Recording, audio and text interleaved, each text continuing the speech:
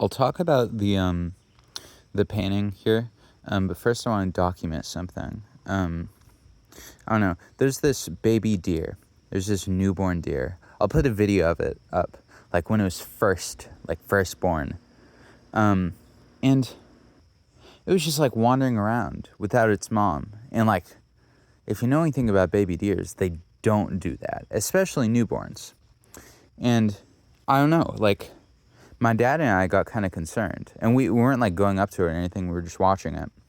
And then it just laid down and we left it there. And then, like, fast forward a week, I was walking through the woods and I was looking for mushrooms, and I found this little deer sitting there.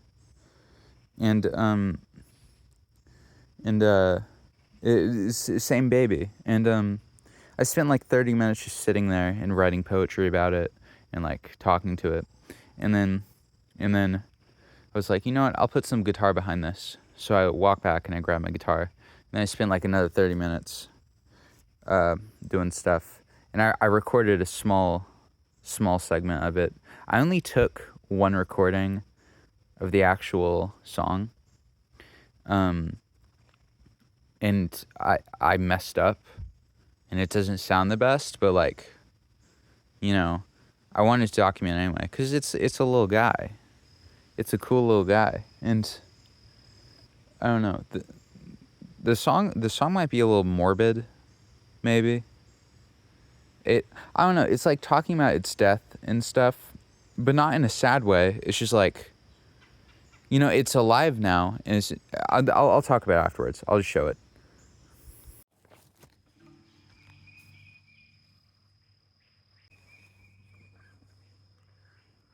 Sweet dear, here before me was when your time is done.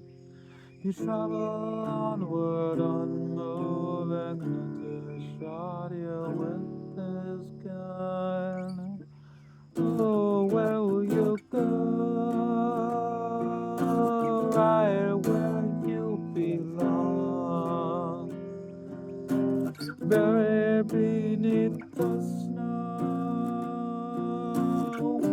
waiting for your mom. Motionless and abandoned in the grass, stunted but not left in the past. I swear she's coming back for you. Your mother will come home. You get the gist of it. You get to be left with a cliffhanger. Anyway, I don't know. We have such an odd relationship with death, especially like in the Western world. I don't know. It's like inevitable, and everyone does it, you know. And it's like jumping into a pool, you know, like a cold pool. You're like really scared about the whole ordeal, but like I don't know. It's once you get in there, it's probably not so bad, you know. It's I don't know. It's probably really funny to think about. Like I just went up to this like random baby. He doesn't know anything. And then I started singing to him about his death. And, you know, that's kind of messed up. But I don't know. It's sweet in a way, I think. I think in the description I'll include like the actual poetry, because I think when it's just written on paper, it's probably better than being sung. I'm vegetarian as well. And I feel like, I don't know, I don't explain like in detail to a lot of people why I'm vegetarian. And it's not as much of a health thing as it is like a moral thing. You know, I've been vegetarian like 10, 11 years. And that's most of my life. Like I just graduated high school like a couple days ago, you know? And I think a large part of it stems from I don't know. I wouldn't be able to kill that deer. I don't care if other people do. But or like like pigs and stuff. I don't know. I wouldn't be able to do that. And if I can't bring myself to do that, then I don't want to. It almost feels like me being a coward to ask someone else to do it and cut it up all nice and feed it to me. You know? I don't know. Again, it doesn't. It's not my business if other people do. But also, a lot of people make a big deal out of me being vegetarian, and a large part of it, like my relationship with it, is I'm not as much a vegetarian as someone that just doesn't eat meat. You know? Like, I'm not incredibly attached to the fact that I'm vegetarian. That's just part of who I am. It's just a slightly different mindset, I guess. This is a painting for the band Gallbladder. It's going to be their album art. I don't know if I should give the album name or anything yet. I don't know if anyone would care. Small local band. They're cool. I'm excited. I like the textures and stuff I did. It was my first time working with sponges, and I use synthetic sponges. I don't know if, do people use real sea sponges? Like, genuinely? Because all the sea sponges you see are synthetic, but is there an upside? Is there an upside to using real sea sponges? See, like, for oil painting, I just talked about being vegetarian and stuff.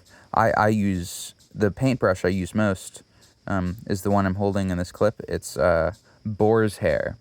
And that picks up oil paint really well. It's very stiff and stuff. And I haven't been able to find any good synthetic brushes that can match the... Oh, yeah, this is Goose. I don't know why I included him here. I just did. Anyway, I haven't been able to find a good synthetic brush that can really mimic what this brush does. And, yeah. I included a lot of videos of Goose because, well, in this section, I was being dumb and I recorded it at the wrong aspect ratio. Should I be doing these less rambly? I have a couple topics I want to talk about. I want to talk about free will, I want to talk about bipolar, and, I don't know, those were the only ones I've actually thought about. I'll get to those topics eventually. I think I might do a couple of these that are more structured. Like I have talking points that I go through. I think that's actually how most people do it. Actually, I think that's like what 98.8% of people do. But this is... Yeah. Oh yeah, my brother shot my dog with a gun. Not actually, but he has an airsoft gun here. And he gets really scared by it, but my brother's a jerk to him. This isn't completely done. I'm gonna add some things, but then it's like 80% done. Okay, bye. See ya.